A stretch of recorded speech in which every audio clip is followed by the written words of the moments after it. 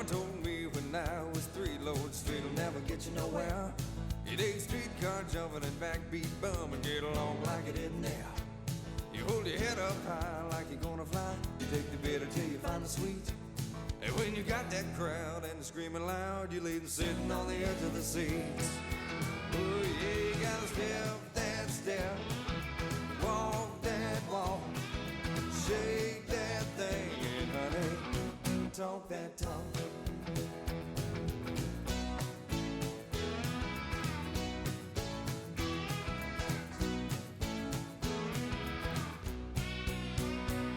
Well, Hollywood, if I knew York could, they keep you vibing till the break of day. No time to rest, and you gotta feel blessed, cause you're gonna get it anyway.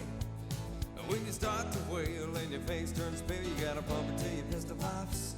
And as the ego flew, baby, so will you, cause you're climbing all the way to the top. Oh yeah, you gotta step that step, walk that walk, shake that thing, and honey, talk that talk.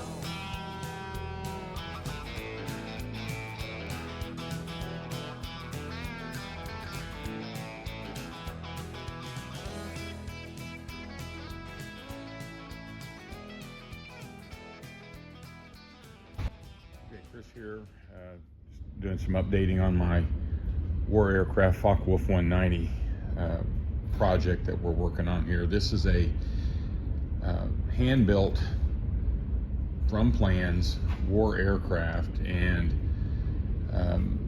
the problem with it is that it's labor intensive to build. It takes minimum probably 1,500 hours to build, and a lot of effort to do these things. And that's fine if you want to enjoy that kind of time creating all the parts and everything, including all of the welded parts, all of the metal parts, all of the formers, everything. But what we want to do is take the war aircraft design and bring it into the 21st century. And so we're going to use mine as an example. And this airplane will be able to fly again when we're done, but we're flanging it up right now. And once we get it flanged up, we're going to create what is called a splash mold. That's a temporary mold. It'll be a mold that won't be useful for tooling to create lots of fuselages and parts, but it will be useful for creating 3, maybe 4 potential flyable airplanes. But we're going to use it to create a display model for Oshkosh. This year we'll be up there. It's basically going to be this. We're not going to have the outer panels for the wings, but we're going to be up there, and what we're going to demonstrate is the vast, and I mean vast, weight savings that we're going to have. This airplane should come in at least 200 pounds lighter. Right now my airplane here weighs 760 pounds with the engine. How are we going to save weight? We're going to use carbon fiber, monocoque fuselage. We're going to cut all the foam. There will be no foam. There will be no wood. Nothing like that. We'll just have bulkheads, and we're going to go to a UL Power 350IS engine. That engine weighs, with the prop and all that on there, about 50 pounds, maybe 40 pounds less than a Continental 200. And as a byproduct, we also get about 30 to 40 extra horsepower. I'm out with Russ is going to be helping me. He's the owner of ODG Composites. Very technical with the composites. He's going to design the fuselage to be able to handle the torque and the stresses with that engine and all of the flight loads. We're going to build a spar.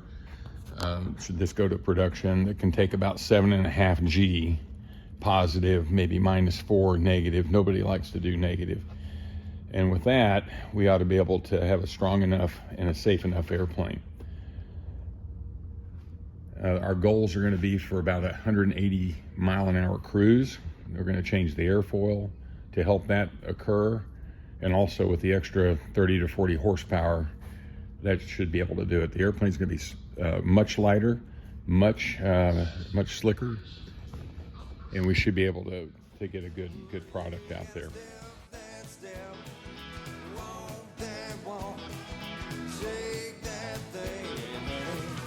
Talk that talk.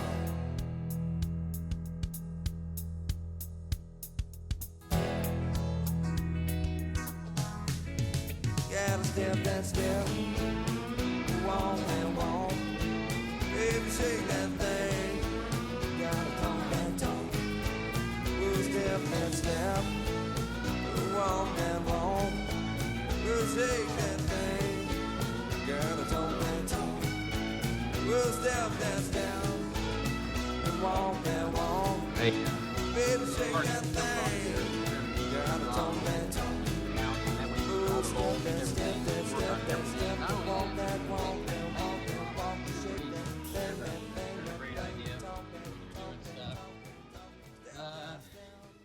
We were talking about the back end of the tail there. The bolts all come off on the vertical and horizontal stabilizer, or horizontal stabilizer. That all comes apart.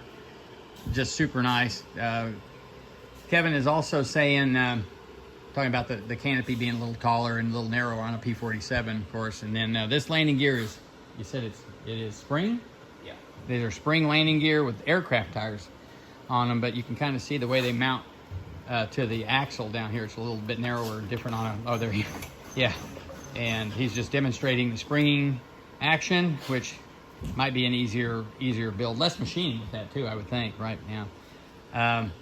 So anyway, they're just kind of showing you what we have going on here. I'll send this on down there to you. His landing gear, or tail wheel retracts also. So it must be a simple system. So, that's something to talk about too. I'll send unlatches it, and then there you go. Yeah. Do a little video on that. Keep coming around, sorry. These things always got a certain smell to them.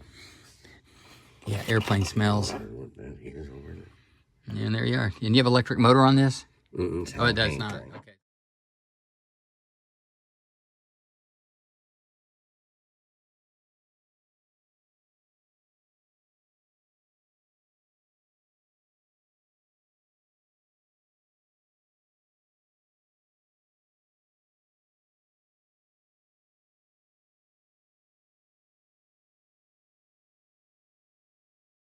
This.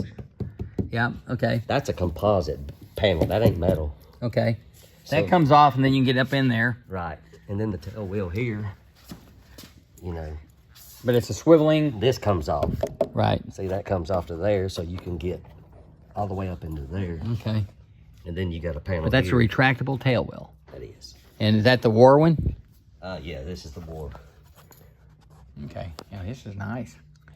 Okay, so this little panel over here, that's something. That's just to work on each side of where the landing gear scissors Okay. up in the rear. All right, so you're telling me if I take these bolts off and these back bolts off, then, this will take, which one takes the vertical off? This one? Vertical is right here. Okay, so bottom line, you can take those off and the vertical and horizontal just come off. Exactly. Wow. You can take the whole tail off in one, second piece. But that's not something you normally do. No. Usually the wars are glued in.